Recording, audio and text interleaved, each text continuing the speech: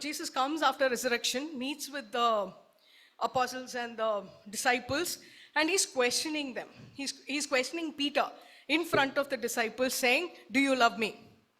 So first time when Jesus says, he says, "Yes, Lord, you know I love you." The second time again, Jesus says, "Do you love me?" He says, "Lord, you know me. I love you. I really love you. I'm passionate, about you." Third time again, Jesus asks, "Do you love me?" And he says, "Lord, you know everything. You really know I love you." So the three times he denies, and the three times Jesus affirms, his love. Ensures Peter affirms his love for him. And then he says Peter is going to be the head of all the apostles or the disciples. And then Peter goes on to achieve so much for the kingdom of God. Here you see when he denies Jesus thrice, he's a failure. But Jesus doesn't leave him there. He moves him on to a much more higher place when he commits back to Jesus. Okay? So based on this, we're going to look at about 5-6 things today. So the first thing is, God knows everything about us. He knows our strengths. He knows our weaknesses. He knows what tempts us. He knows when and where we will fall. He knows when we would deny him. He knows what will our failures be, where we are already a failure or we failed, or what our future failures will be. So it can be in exams, like I said, subjects, right? I never failed till MBA. MBA was after my son was born. So he sends me off to write my exam saying best of duck, because he was just 2 years old, okay? And I did get a duck in my quantitative techniques paper. It was maths, and I love maths in the sense of I have to understand the theory. I didn't have time to prepare because I was also working. So I used to work through the day, study during the night, come and write the exam on the weekend, and that one paper stumped me. And for the first time in my life, I failed. Till then, I was topper, I was university first, this, that, and the others. Everybody looked up to and saying, "Oh, she's brilliant, she's this." And then I failed in one paper. And you won't believe, I stopped. I'll apply for the exam. I won't go for the exam because I was so scared of failing again. But at one point of time, God actually taught me. He said, "No, trust me." That's what he taught me. He said, "Trust me even in that." And in fact, I scored more in that paper than in a paper I knew very well. I used to teach people on that subject. More than that, in quantitative techniques, I scored more. After I passed that exam, they took that paper away from MBA only. So they couldn't have done it earlier. But then I would have never learned about failure and moving on, right? So it could be in subjects, in studies, right? Sometimes the guy, in the 10th and 12th, who will never commit suicide is the one who kept on failing and finally passed in the board exams. He'll be like, "I scraped through, that's enough." He never bothered about, high marks. He's like, "Pass, that's enough." But the one who was expecting high marks and didn't get it, though they passed, is the one who gets stumped by failure, okay? But God knows, okay? So it could be in studies, it could be in finances. Maybe you put an investment and you lost everything. Or you trusted somebody and they cheated you. Or you did a business and you lost. Some of us work in places, right? Maybe you were let go suddenly with no reason. And you're feeling like a failure. Or you didn't get the promotion that you wanted. Or you went and attended an interview and you didn't get through. Do we feel like a failure at that point of time? Okay? And it could be relationships. If you looked at, maybe a friendship went sour or somebody betrayed you. Or these days, divorces are so common, right? And people don't even look at who was the reason, what was the reason. They just blame mostly the women, saying they didn't know how to keep the marriage going. Very, very tough. Because then people start looking at you as a failure even if you don't. And when they start looking at you as a failure, you start looking at yourself as a failure, okay? And we get stuck over there. It could be addictions. I'm not just going into alcohol, or there are many things we're addicted to. Some of us love sweets. Some of us love food, right? Some of us love gaming on the phone, or we get stuck. We can do it for hours on end, suddenly like end of the day. And we've not done anything concrete. There's so many things that we can be addicted to, and that also leads us to failures. Parents, most of the times we feel like a failure because our children have not achieved things that we wanted them to. They were either not good in studies or not good in sports, or I was just listening to a Tamil program on TV, and it's like they did the wrong thing by falling in love. So that's the tappana vayila pedukooda. They shouldn't go in the wrong way. Nobody said falling in love is wrong. I'm not saying it's right either, but it's like the way the mindset is, right? So as a parent, you are like, everything they did well, but they fell in love. No, I'm not a good parent. What did I do wrong that they did that? You start questioning your parenting. So, and with social media, the pressure is more because somebody is putting some very, perfect situation. What's happening behind the scenes, none of us know. We only saw that photo. And then we are, looking at our life based on that photo or that post, and we feel like a failure. But God knows all of this. Even with Peter, he knew he was going to deny him. Correct? It's a betrayal only. If you actually see, guy goes to cursing saying, I don't know the guy. Right? And Jesus had already predicted it. I already told him, you're going to do this. I was thinking if I had been in his position, maybe I would have been a little cautious. But Peter being Peter, he went all out and did it. But Jesus knew, okay? Jesus also knew about Judas. Right? Jesus knew Judas was going to betray him, but he still washed his feet, took care of him, and told him, go do what you have to do. Right? He didn't reject him over there. But we'll see the contrast as we go forward. The second point is that God loves and accepts us. God loved Judas, God loved Peter, God loves each one of us, despite our shortcomings and failures. He knows when we will be failures. He knows when we will deny him, when we will not accept him, when we might even curse him. We don't know. We can look at Peter and say, oh, Peter did all that. I'm sure many of us can kind of identify with Peter in different circumstances. Okay, Peter was overtly zealous, overtly impulsive. When he saw, he was one of the first disciples to follow Jesus along with his brother Andrew. Great mind. But when Jesus came walking on the water, he said, Lord, let me come to you. And he walked and then he sank. And then he said, Lord, help me. I'm sure we've all done that sometime, okay? Not walk on water, but we've done something stupid where, Lord, in all enthusiasm, we went and then we found ourselves sinking. Or you could see, when Jesus was washing the feet, no, you can't wash my feet. And then Jesus says, you're not mine if I don't. And then he says, okay, do. So everywhere you see, and when they come to arrest Jesus, he takes a sword and cuts off the soldier's ears. And Jesus says, put your sword inside. Everywhere you see, he's very impulsive. He doesn't think, he doesn't look at the consequences, he just does. A lot of us have done that in our life. We still do. Right? But God loves and accepts us just the way we are. In English, we say, with our warts and all. Warts, that's like, a lot of pimples on your face. He doesn't bother. He accepts you just the way you are. Whatever may be your shortcomings, your failures, everything. He adopts us into his family and calls us his children. And a friend, we also talked about what a friend we have in Jesus, right? Even if we forget it, he never forgets it. And the minute we are adopted into his family, we are his children. And as we commit and surrender to him, he changes us to be more like Jesus in nature. Okay, to be compassionate, to be loving. Your basic nature will remain the same, but certain things God will want you to become like Jesus. But he loves and accepts you just the way you are. He did that with Peter and with Judas, actually, if you see. The third one is God is always with us. Even in our failures, God is there with us. If we are his children, if we are saved by the blood of Christ, then he is always with us. He will never leave us nor forsake us. We see it in Deuteronomy 31:8 and in Matthew 28:20. In Matthew 28:20, he says, I will be with you until the end of time. So he's going to be there with us. He's never leaving us alone. So even if you're walking in failure or we've met failure, he's there with us. We are not alone. Okay? And you also have to remember, he gave us the Holy Spirit. Once he went to heaven, he sent the Holy Spirit to be with each of us as believers. So we have the spirit of power, love, and sound mind.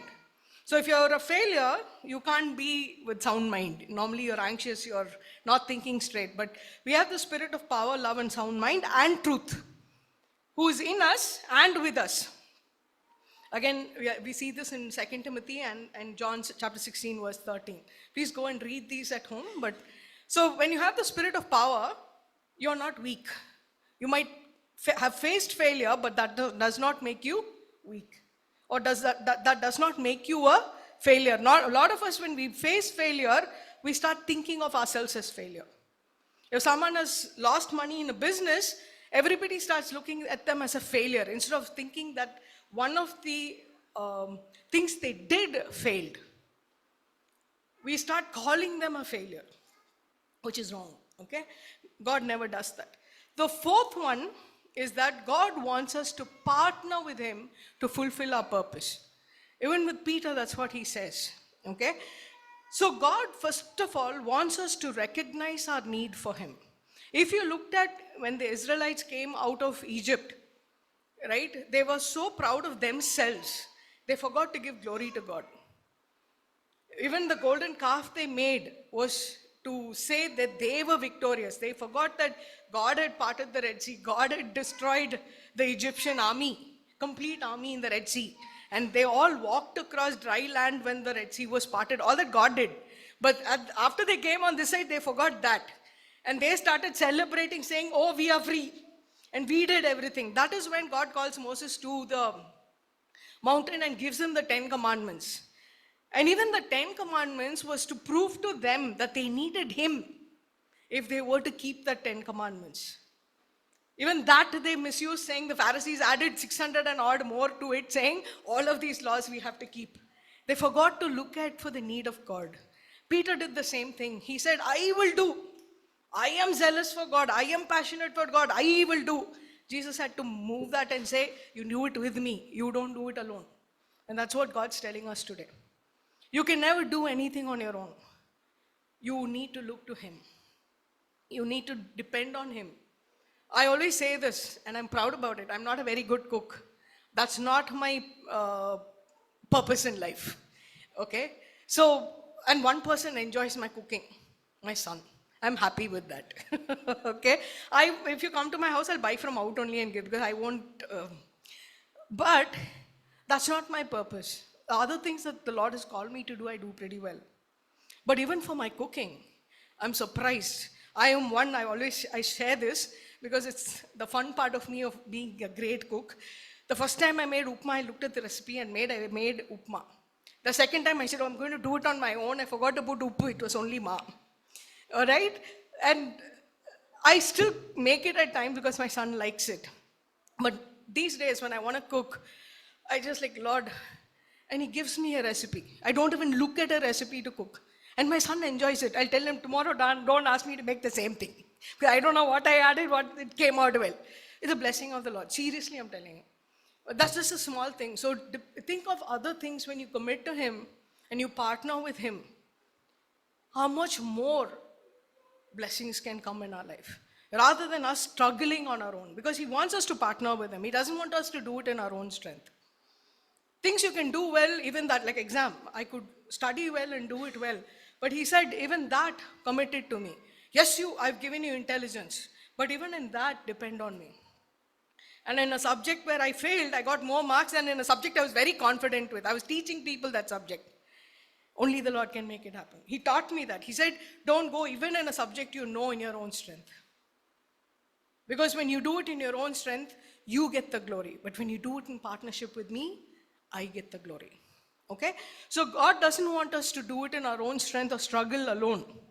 He doesn't want us to lean on our own understanding. Because our understanding is limited. He knows the end from the beginning. So He says, depend on me so that I can show you the big picture or as much as of the picture that you need to see. And He says, look to me for purpose, wisdom, plan, strategy, resources, people, everything, look to me. That is when we are doing in partnership. If I say, no, I know how to do, then I'm doing it in my own strength. But when I pray and leave it to the Lord, you see it fall into place so very beautifully. And again, to give Him all the glory. That's why we do it in partnership. That's why He created the earth and He gave man dominion over earth. He didn't say, I will come and do everything. He gave man dominion, but man was doing it along with God. That's why God came every evening and walked with Adam and Eve so that He could share what needed to be done and they would do it. Or they could share plans and God could say, okay. So same thing He wants us to do in our life. Whether you're at home, whether you're a parent, whether you're at work, whether you're doing ministry, whatever it may be, He wants you to do it in partnership with Him so that He gets the glory and not you and I. Okay? The fifth point, looks like I'm going very fast. Okay. The fifth point is that God can use us despite our failures. If you look at Peter, he failed. When he denied Christ thrice, he failed. As an apostle, he failed. As a friend, he failed. As a Christian, he failed. Yes, no? In spite of Jesus warning him, he denied and he failed. But what did he do? He repented. If you see the verse in Matthew, it says he cried. He bitterly cried and repented. And that is why in John we see Christ appearing to him also, but in front of all the apostles, he's affirming him there. He's saying, do you love me? And he says, yes, Lord, I do. And he says, feed my sheep. He says, do you love me? He says, yes, Lord, you know I love you. He says, take care of, tend to my sheep. So thrice he's giving him instructions on what to do. If Jesus saw Peter as a failure, he wouldn't be giving him the responsibility of making more disciples and tending to his sheep. His role as shepherd he's giving to Peter first, before to all the other disciples.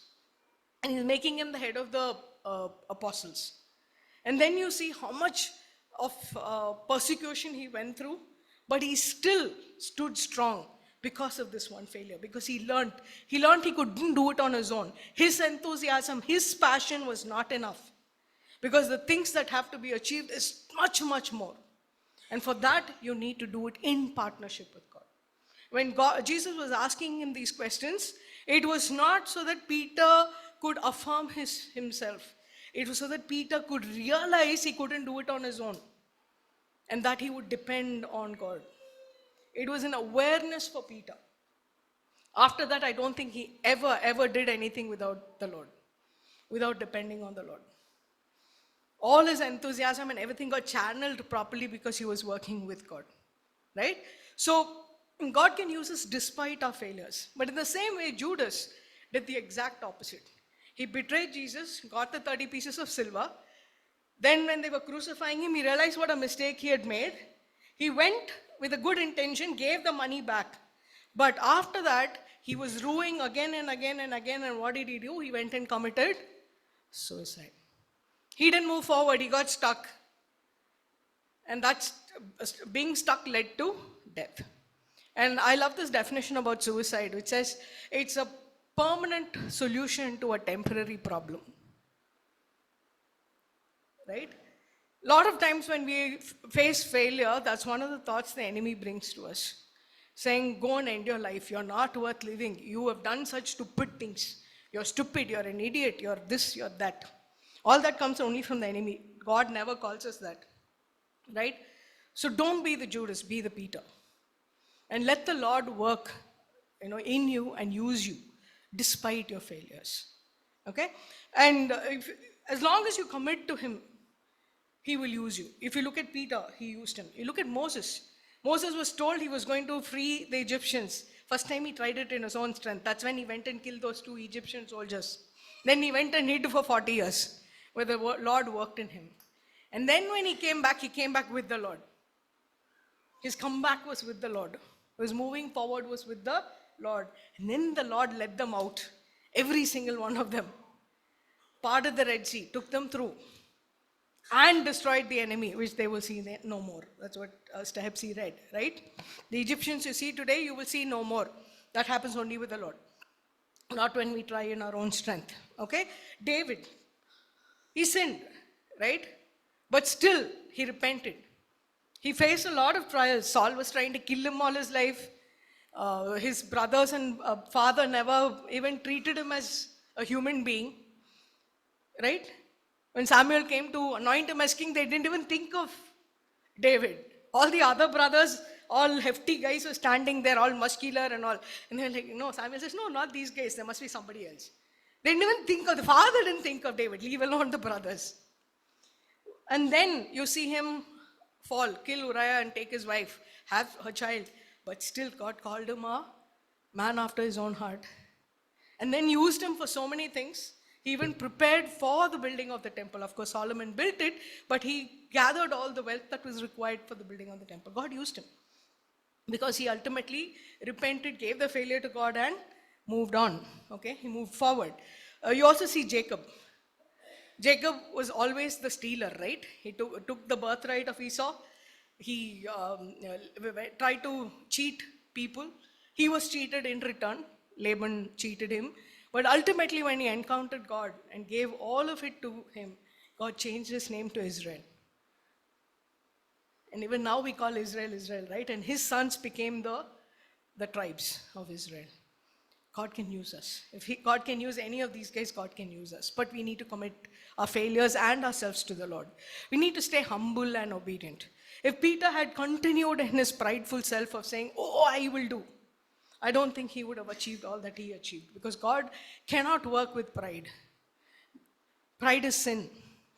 God cannot work with someone who says, oh, me, I. With God, it's always we. It's always partnership. It's always fellowship. He gives us gifts not for ourselves. He gives us gifts so that we'll be a blessing to others. He comforts us when we are going through trials and tribulations and failures so that we can comfort others. Even there, it's not for us. He says, you have gone through a problem. Have you gone through a divorce? Great. Now, I will teach you to forgive. I will teach you to come out of that failure so that somebody else who's going through that situation, you can help. Have you done a business and failed and then moved on? I have taught you things over there. Tomorrow, I will bring you people like that so that you can teach what I taught you. Till I failed in my exams, I didn't know what failure was. In exam, I always used to think, how can somebody fail? But when I failed, then I became a little more compassionate to other people. And now to other youth or others who are writing exams, especially who are believers, I tell them, submit it to the Lord and see how He gives you answers, how He helps you understand what you're studying. And if I had not gone through it, I would not know. So He comforts us to be a comforter, okay? And sometimes God allows failures. If you take Job as a perfect example, right? The Lord took away everything that he had, including his children, just to test him. So sometimes the Lord removes things from us or helps us, makes us face failures to test us, to test our faith, to test whether we are actually depending on Him or are we going to go and do things in our own strength. Is our fear going to make us do things? If it's a fear of failure, a lot of us try and not do things, right? Or if it's exams, we might cheat. Are we going to cheat or are we going to trust the Lord to take us through? Right? So all of this. So He's going to test us, our faith, our dependence on Him. So many things He's going to test. He's going to teach us about Him. Because how do we know we can depend on Him? Only when we're going through a tough time. Because when everything is easy, we're not going to Him at all. When we are happy, we are not going to Him at all. We might in passing say, thank you, Lord. But when do we kneel down and pray? When we're going through trial and tribulation. Yes? So I'll share a story here. So there was this priest who went to heaven after he died, right? And and so in heaven he was given a very small, simple room with one cot, one window, one pillow, one table and chair. Then one bus driver, right? Tamil Nadu transport bus driver. He was given, he died also and came. He was given one huge mansion, like a room with AC, with fan, light. So like the pastors, like, I taught so many Sundays, I gave sermon. So the angel looked at him and said, when you were preaching, people were sleeping. But when this bus driver was, everybody prayed because his driving was horrible. So he caused more people to come to me and pray than you did. So let us not be like that, right? Let us ensure that what we go through is bringing us closer to God and others closer to God. Because a lot of times people see us as the Bible. They will not read the Bible. They will not open the Bible and read. Even if you give them a Bible, they'll leave it and go. But they will learn about your God or my God looking at our life. If we are behaving like them, it's not going to happen. But if we can show our faith, if we can stand firm and strong in the Lord during our trials and failures, how we face our failures, then people will come and ask you, how are you able to do this? Then you can share your testimony of how faithful God is, how God is our friend, God is taking care of us. Okay, so He teaches us about Him, how His attributes, which we would never know if things are going fine. When you need to know God as your Jireh, as your provider, when you have everything, you will not know. When you're hanging on by that thread and He's taking care of your everyday needs in the most beautiful of ways, is when you will know. Right? So And it's also to teach us to depend on him. Because it's very easy to go in our fear to do things. Right? But when he says, be still and know I'm God, no, very difficult. Because we want to do. We can't sit still. And if we sit still also, others want. You're not doing this? You're not doing anything? You're not trying anything? What are you doing? And you're like, even if you're okay, you will get anxious. But that is where he says, trust me, I will take care. Do we trust him? Okay? And then he teaches us about ourselves. When he asked Peter those questions, do you love me? God already knew the answer. This is like, husbands, when your wife asks you a question, it's not because she doesn't know the answer. In fact, she knows the answer very well. She wants you to realize she knows the answer. Yes? So the same thing. When Jesus asks a question, it's not because he doesn't know the answer. He knows the answer even before the beginning, before even you were created. But he's asking the question so that we will know about ourselves. Here when Jesus asks these questions, do you love me? It is not that he didn't know Peter loved him. But it was for Peter to realize that that love alone is not enough. He has to work with Jesus. He has to fulfill the purpose of Jesus. Just his enthusiasm is not enough. That's why he was asking the question. It is also to teach us about others. Sometimes, instead of trusting God, we go trust people. And we don't know their intention. Some people are trustworthy. They have our best interests at heart. But many people don't. And then we get disappointed. We get cheated. And the Lord is saying, don't trust people. I will bring people who will do things for you. I will, even your enemy, I will have them, favor you. But when I tell you, who do you trust? You trust me. Okay, so he's teaching us that. Sometimes about our situation he's teaching. He's teaching us to become solution providers instead of looking at problems. So many things he teaches us when he allows those failures in our life. So when something happens in your life, don't say, why me? Ask, why not me? And ask, what can I learn from this? Or what does the Lord want me to learn from this? If Thomas Alva Edison did not allow failures in this life, we'll be sitting in darkness today because nobody would have invented the light bulb. He didn't get it the first time. He did it. There are numbers that are written. There are times, some people who says 500 times, 1,000 times. How many ever times he failed? He never said, I don't know how to make a light bulb. He says, so many times I don't know how not to make a light bulb. That's all. But he found one way to make a light bulb. Had he not done that, we won't have light. Right? So, there are failures in our life to teach us things. The Lord uses it to teach us.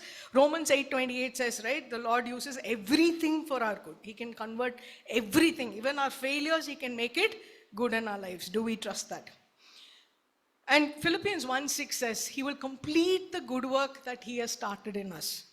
So He has brought us this far.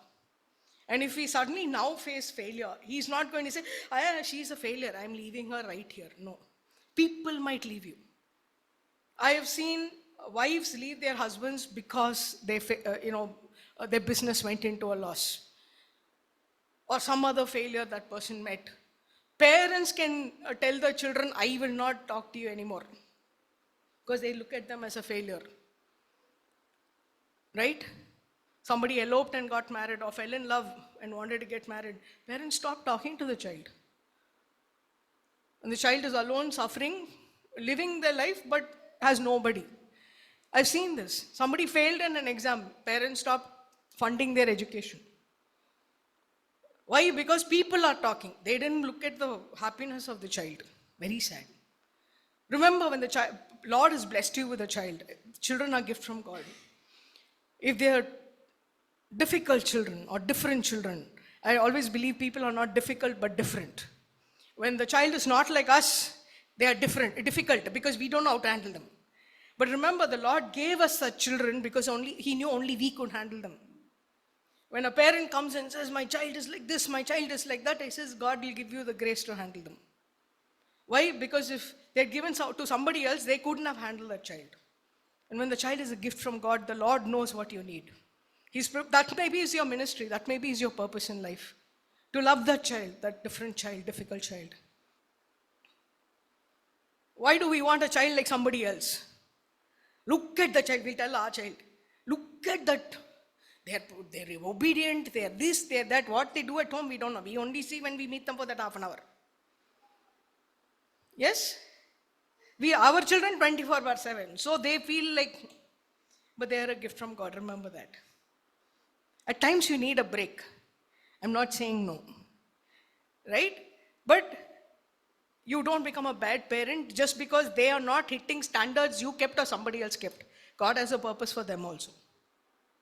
That doesn't mean they can do anything and get away with it. Yes, we will, discipline them at times. God disciplines us, so we'll also discipline them. But our standards have to be right. Okay? But remember, God will complete the work that He starts in us. And it's a good work. It's not just any work. So He has brought us this far. He's not going to let us. He's going to continue with us as long as we don't leave His hand and run. He will always be with us. We need to look to Him. Okay? And the sixth point that we have is God helps us move forward. Only God can help us move forward. So our failures do not define us. I know it's very small print, but our failures do not define us. So please don't get stuck in the past and say, oh, I'm a failed parent. I am not a good parent. I'm not a good wife. I'm not a good husband. I am an idiot because I can't pass an exam. I'm dumb because no. Because God alone defines us, because He is our creator. Now this is an iPhone. This cannot suddenly say I'm a Samsung. Can it? It was created as an iPhone by the creators of iPhone. So it is an iPhone. Same way, you and I have been created by God. He knew us by name before He created us. And He created us fearfully and wonderfully. Fearfully here is reverentially. Just like we say fear of God. So with a lot of respect and love and reverence, Lord created us. So how can you call yourself all of these negative things? And remember, when He created everything, God said good. He looked at each of the creation every day at the end of the day in Genesis, and He said good. And for man alone, He said very good. When He said that about us, how can we look at ourselves and call ourselves failure, idiot, whatever names, which are negative? What does He call us? He calls us children. He calls us beloved. He calls us chosen. He calls us head and not the tail. He calls us lender, not a borrower. Right? He calls us victors. If you look at Romans 8:37, it says we are more than conquerors in Him who died for us, who loves us and died for us. So if you're more than a conqueror, how can you be a failure? Because in Christ, we are more than conquerors, and Christ conquered death and Satan. So when that is the case, how can we be failures? So please don't call yourself a failure. You may have failed at something, but God does not label you as a failure. Lord never labeled Peter as a failure. I was thinking, had I been in Jesus' place and I came back and saw Peter, I would have said, I told you so. But Jesus didn't do that. He called him, put His arm around him and says, do you love me? Even there, He was trying to only edify Peter. Let the Lord edify you today. You may have failed at something, but don't call yourself a failure. Know what the Lord is calling you. Right? Lord knows you by name. Lord has a purpose for you. Right? And then in Ecclesiastes 3:11, where it talks about there's a time to die, time to live, time to do this, time to do that, it also says God makes everything beautiful in its time. Yeah? So even our failures, He can make it beautiful. When we're in that failure, we can't see how it's beautiful. But afterwards, when He works in us and turns that failure into a beautiful thing, then we will understand. But do we trust Him enough to believe that even our failures, He will make it beautiful?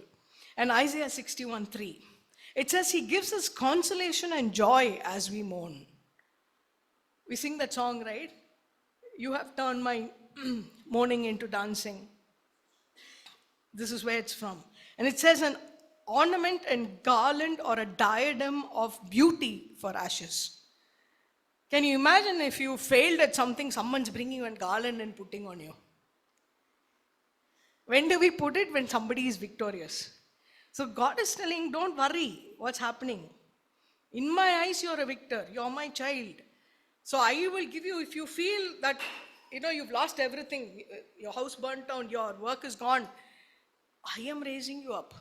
In my eyes, you're still a victor. You're more than a conqueror. I am giving you a garland of beauty. Okay, and he says oil of joy instead of mourning. So the anointing on you is an oil of joy. So he's saying, don't be sad, sitting there crying, saying you lost this or something bad happened to you. I can turn that into joy. He gives you a garment of praise instead of a heavy, burdened, and a failing spirit. Remember when you're sad, when you've lost something, you can't sing a praise. That's why it's a sacrifice of praise. Because a lot of times when we have to praise the Lord, we don't feel like it because we're going through a tough time. But he says, I will give you a garment of praise. That means you're covering what you're wearing, like Joseph, the multicolored coat. God is saying, I'm giving you a garment of praise. So take away all this failure and everything else and put on the garment of praise that I'm giving you. Okay? And then he says, why he's giving all this? Saying, so we may be called not failures, but oaks of righteousness, lofty, strong, and magnificent. Imagine the oak tree, right? It is lofty, that means it's like huge, it's spread, it's strong, and it's magnificent, so it's beautiful. Okay? And it's distinguished for its uprightness, justice, and right standing with God. God's seeing you this way. He's not calling you a failure. He's calling you an oak tree. He's calling you the distinguished for uprightness, justice, and right standing, and the one planted by God, the planting of God. So that means God has planted you wherever you are, and whatever you're going through, it doesn't matter. Don't let it shake you.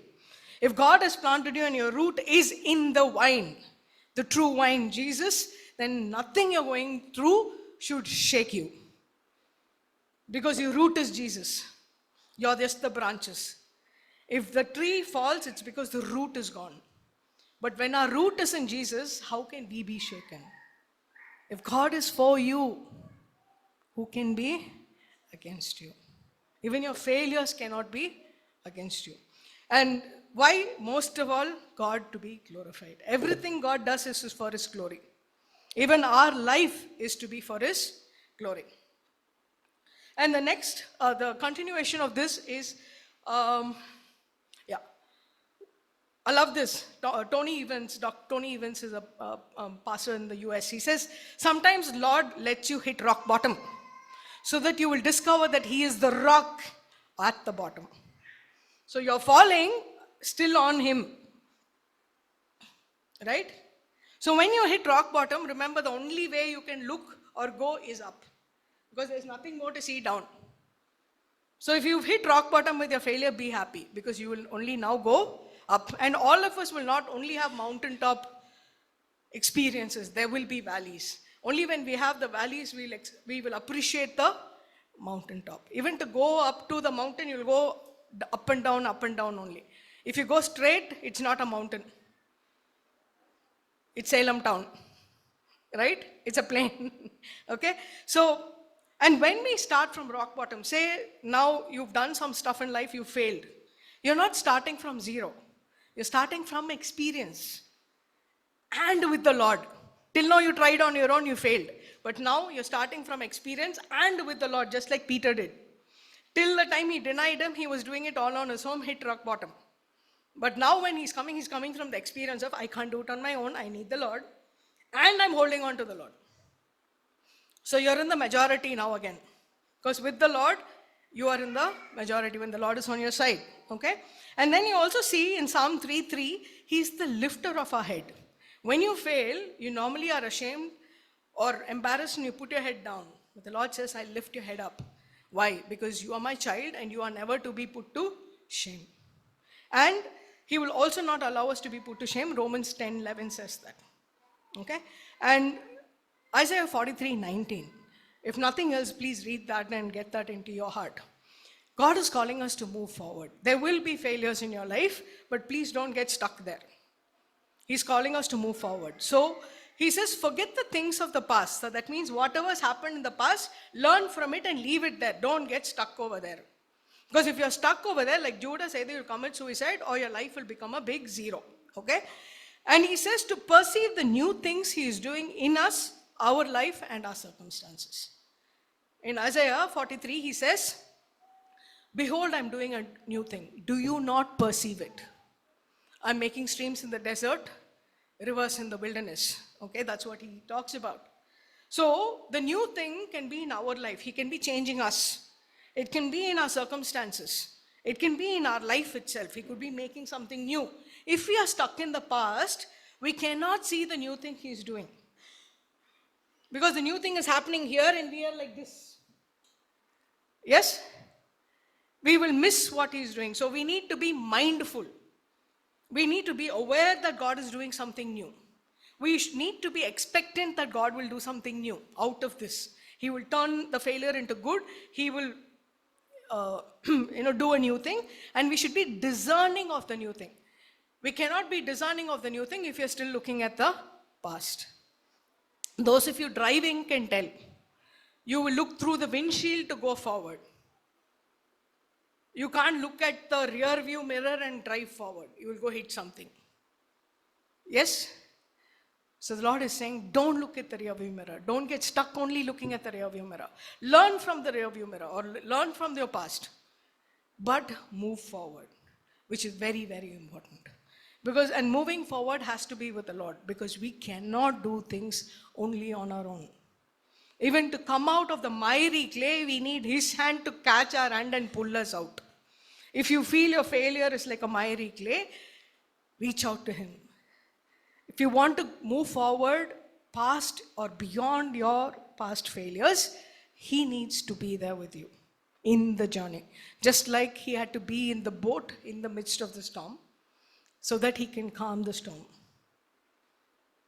So let us today choose to move forward with God and not stay stuck in our failures. Let us be discerning of the new thing He's doing in our life.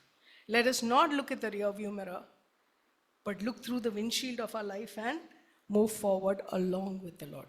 Let's look to the Lord in prayer. Dear Heavenly Father, Lord, we have all faced some failure or other in our life, in different areas of our life. Lord, we commit each of our failures into your hands today. Help us to learn from these failures, Lord, and to not stay stuck in them or stuck in the past, whether it be hurt, whether it be rejection, whether it be ridicule, pain, fear, or the failure itself.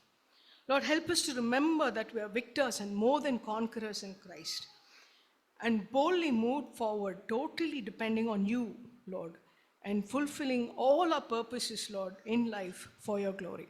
In Jesus' name we pray. Amen.